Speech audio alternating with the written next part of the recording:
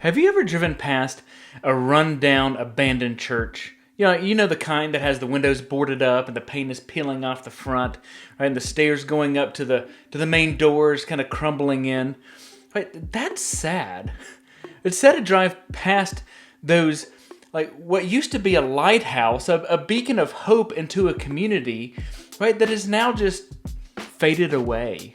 Right? These church buildings where believers gathered together and echoes of praise to God filled the sanctuary now just fall silent. Right? It's sad to pass by those things, and all of us do, but I think it's a lot more prevalent than we realize in our culture today. And so today I want to talk to you about the urgency of church planting, right? And the call that you have as a pastor to plant another church, or that you're a church that wants to plant other churches, right? The need for this is not just important, it's vital. It is crucial in our day and age, and I hope that you'll see that by the time that we end today. Right, so I've got 5 points that I want to go over with you today about the urgency of church planting. And the first one of these is these kind of staggering rates of decline that we see. So research from Lifeway found that just in just 1 year, in 2019, about 3,000 new Protestant churches were started, right? So that's an encouraging statistic. But in that same year, about 4,500 closed their doors for good. So that's a net loss of 1,500 churches, right? So that's bad. And that trend, unfortunately, has not slowed down, especially going through COVID, and the number of small churches that shut their doors for good because of that. Right, but within the Southern Baptist Network alone, so if you look at the North American Mission Board, they reported 639 new church plants in 2023 and 767 in 2024, right? So that's good. So that takes that 1,500 deficit, right, and kind of bridges the gap a little bit, right? But compared to the need, that's still is not even close to fulfilling. Right? And that's just one statistic from 2019. But if you add to that just the rate of growth in the population of the United States alone, I can't remember off the top of my head what we are at now. I think we're about 370-ish million at the time of this recording.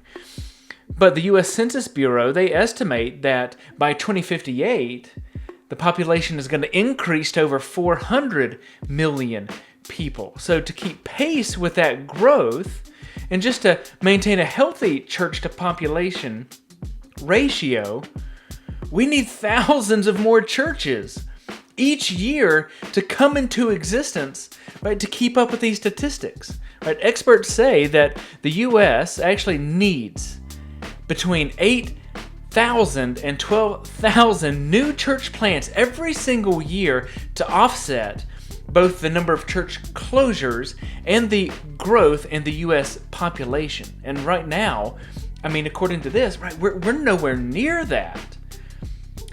So this is, again, when you look at these statistics, right, America is not just facing a challenge, right? This is a crisis. But this is a matter of urgency. And if we do not respond to this call and the need that is out there, right, entire communities will be left without a gospel witness, right? And that's unacceptable for us. So we need to know the urgency behind the call to go and church plant and establish these lighthouses, right, in communities that do not have them. Right? So that takes us to our second part, right? The importance of establishing new churches. Now you may be asking yourself, okay, why focus on new church plants? Right? Why can't we just establish old ones? Right? Why can't we just revitalize the existing churches? And to that I would say, A, that's a good question if you're asking that, and B, right, the answer is both are needed. Right? Both are needed. We need to plant new churches and we need to revitalize and grow existing churches. Right? Revitalizing is essential, and there are countless existing congregations that have buildings, they have land, they have history, where their numbers have dwindled and they're looking to be revitalized. So, right, that was where I was. I came from a planting church, and we planted into an existing church that had an existing building and had land, right? But there was only 5 people left. Right? And so now we're in year 4 at the time of this recording, and by God's grace, we've been growing. So it's really not a matter of either or; it's a both and kind of scenario. We need to be doing it all, but research does show something powerful, that new churches reach people that established churches just don't reach. And I think that's because when you're a new church, right, especially you as the church planting pastor and church planting family, you've sacrificed. And you're coming in and you've got all the zeal in the world and you want to go make an impact, so you're hungry and you're eager and you're willing to do whatever it takes to reach the people in that community. So therefore, new churches, again, according to the statistics, are just more evangelistic because they have that hunger. They're more adaptive to culture. They haven't formed their own culture yet. So they're just kind of finding that identity. So they're more flexible because of that.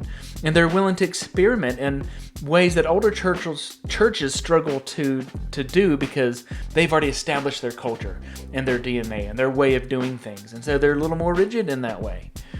And so, again, that's just why healthy kingdom strategy is not an either or, it's a both and, but there's a lot to the excitement of a new church plant. But ultimately, you need to plant where God is calling you, of course. So be mindful, and you'll see that in our foundations, how to really focus on what God is asking you to do and remain sensitive to His leading. But just like in Acts 13, right, this is the scene where the church in Antioch, right, that's north of Jerusalem, they take Paul and Barnabas and they send them out. Right? They don't try to create a strategy of building up their base in Antioch. They recognize leaders, they equip leaders, they pray over leaders, and then they send leaders out to go establish churches, right? They established churches. They didn't pastor those. They established leaders, right? But they went out where the gospel was not yet known. Right? That was the pattern. And so that is kingdom growth. We see that in the book of Acts. We've seen it ever since in church history. And right, because that's the way that churches have always grown, through sending, planting, and multiplying. But hopefully now you see the need, right? The vast need that we have to plant new churches. So that's point number 2. Point number 3 is hard, right? It is difficult to plant a church. Right? And if you're in this process, or if you've done that before, you know, right? It takes sacrifice. It takes energy. It takes mental focus. It takes the fullness of your emotions, right, to establish a church. And sometimes, right, it's filled with people who don't reverberate that same excitement. So planting a church is not easy. It is difficult, but it's worth every cost, right? It is worth every cost. So a few more statistics for you. So studies show that about 2/3 of plants struggle to survive past their first 4 years because so much goes into it, and it's exhausting, right? And you're trailblazing, you're creating everything from scratch, and oftentimes you're isolated, and you're not equipped, and you don't have backing behind you, and so you need all that. But that's one of the core reasons why a lot of these church plants don't make it past that critical milestone, is you don't have all those things in place. It's just why you're here in the first place, right? Listening to this video and being a part of the community here at a Harvest Lab. But here's the encouraging note. The encouraging part of this is that nearly 70% actually do make it through those first 4 years, right? So of those 2/3, right, 70% actually make it, and about 1/3 of those go on to not only exist, but like thrive and grow and become hubs of resilience and innovation, right, and making an impact in their community. And so you want to be in that 30%. Right? You want all of your blood, sweat, and tears to amount to success, right, not detriment. So you need to be equipped. You need to be equipped with the training. You need to be equipped with the community behind you to make all of this happen. And so it makes me think of Paul's words in 1 Corinthians chapter 3, which says, I planted, Apollos watered, but God gave the growth. Right? It's a recognition, right, that there's toil. right? I plant. Planting is hard. Apollos waters, right? He's involved too. But without God and his direction, right? He's the one that actually gives the growth, right? So it's difficult work, right? But God is using you to establish something new, and his power and authority is behind it. And it's worth every effort. It is absolutely worth every effort. So that's point 3. Point number 4. All right, let's get into some methodology of how this works. All right, the one thing that you do not want to do is being an isolated pastor who goes and tries to do it all himself. All right, that is a recipe for disaster. All right, it is multiplication from within existing churches. So churches that multiply new churches, right? That's the model you want to go after. You do not want to lone wolf this thing and try to do it with your own power, or even with, the power of prayer behind you, right? If it's just you, right, that's exactly where Satan wants you, is isolated and alone, because he will tear you apart. So the strategy is that churches plant churches, right? I know that's not novel, right? But that's true, right? And I've lived that. I was part of a church. I was part of the elder board, right, that planted this church. And I didn't do it alone, and my family didn't do it alone. Right? We had a support system, we had encouragement, we had resourcing, we had all that behind us, right? And something significant happens when you do that, right? When you go from a church that builds your own capacity, and you make that shift to being a church that then plants other churches, right? That doesn't just affect the church that's planted, that affects you as the church that plants, right? Because it's a shift in your culture and in your DNA, and you go from building your own house to equipping others to build other churches. And so we see that in the model that Paul gave to Timothy in 2 Timothy chapter 2. Move this a little bit over for you. So in 2 Timothy chapter 2, verse 2, he says, "What you've heard from me, commit to faithful men who will be able to teach others also." Right, so that sounds simple enough, but there's actually, right, a multi-generational pattern that Paul is setting. Because you have Paul, who is pouring into Timothy, who is committing to faithful men, right, and who commits to other people. And so you have 4 generations of multiplication built right in to the early church, right? This is Paul talking to Timothy. And so the same pattern is still God's design today. Right, that every church is meant to be a sending center, not just a gathering place.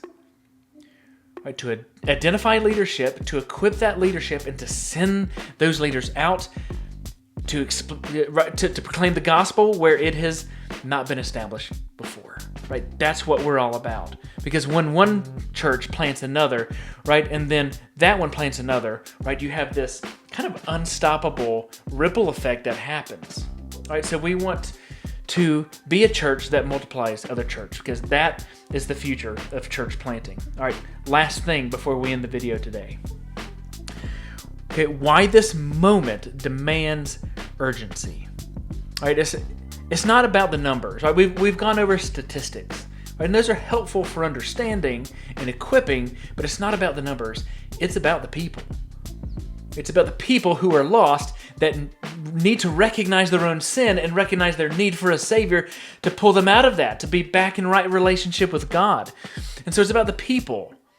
And if there are no churches to be community lighthouses, then people are going to wreck their lives in the darkness when they're trying to come ashore. Right? We have to build these lighthouses. That's why planting today prepares for the needs of tomorrow.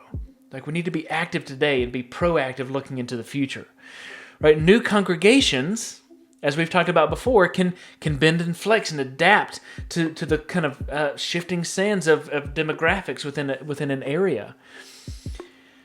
So every new church is a bridge to those still on the outside. Still on the outside. A doorway of hope for people far from God. That is the vision. Jesus said, "I came to seek and save the lost." They're outside of the church. We want to bring them into the church. And when they take root, right? When these church plants take root, they don't just run Sunday services. Right? They transform communities. Right? These lighthouses also feed the hungry, and they mentor kids, and they walk with the broken, and they shine the light of the gospel into dark places, and entire communities are transformed. Right? That is what you have in your future. Right? If you do it in the right ways. And you don't give up hope, and you get started off on the right foot, and you do it with the power of God behind you, and you don't do that as someone isolated. You do that with a community behind you. But the need is vast. Okay, so as we close today, I just want to ask the question, where does this leave you? Okay, where does this leave me? Where does this leave us? Okay, as we've seen, America is closing more churches than we're opening, and our population is growing. And experts say that we need between 8 and 12,000 churches established every year just to keep up, and we're not seeing that happen. Okay, so this means that every believer, every church, every network has a role to play. All right, a couple quick points and then we'll be done for today. If you're a pastor, right? If you're a pastor, ask yourself, are you willing to cultivate a sending culture within your own church? For a lot of us, that's a shift in mindset and resources. Right? But if you see the need, and hopefully you have because of this video, right? Ask yourself, are you willing to make that shift, to make the sacrifices, to make your church a sending church? If you are a part of a denomination or a network, will you invest in training and equipping more church planters? Okay, we need it. The world needs that. Are you willing to make that investment? Okay, ask yourself that question. If you're a believer, right, if you're not called a church plant and you're not a leader in an organization or a network or a denomination, if you're just the everyday Christian, you still have a role to play. But if you know Christians, they still have a role to play. Ask yourself, are you willing to fervently pray for the planting movement in our nation? This is not going to happen without prayer, and every believer is called to be a part of a move of God, to pray for the move of God. To pray for the move of God in the world so that the lost come to a saving knowledge of Christ, right? And he's doing that through church planting. So we all have a responsibility. We all have a role to play, but here's the truth. The future of the church in America will not be preserved. Okay, I want you to get that in your mind. The future of America will not be preserved. It will be planted. It will be planted. So as a church planter, right, if you're listening and you've discerned, right, and you've solidified in your heart and your spirit, right, this is where God wants you to go, right, this is your moment. Right, this is your time in history to shine. You may not have the world stage, but God is using you because the need is vast. It's urgent. Do not underestimate, right, the fire that God has placed you into and the fire that he's placed into your heart. Plant boldly, right? Lead courageously. Multiply faithfully, because this is the need for America, is new churches to be planted so that the gospel goes into the areas where it's not yet known. Okay? And when you do that, you will see communities change for the better. So friends, if you believe in the church, if you believe the church needs to rise up to this challenge, right, share this video with another leader. I encourage you to do that, or a planter who needs encouragement, right? Invite them to be a part of this community, right? And if you want more resources and vision and equipping for church planting, make sure to subscribe, because this conversation, right, this is just the beginning. If you go into the school community, right, this is at the very beginning of a vast, growing library of resources for church planters just like you or that person that you know. So remember that the harvest is plentiful, the workers may be few, but with God's help, this movement is only getting started.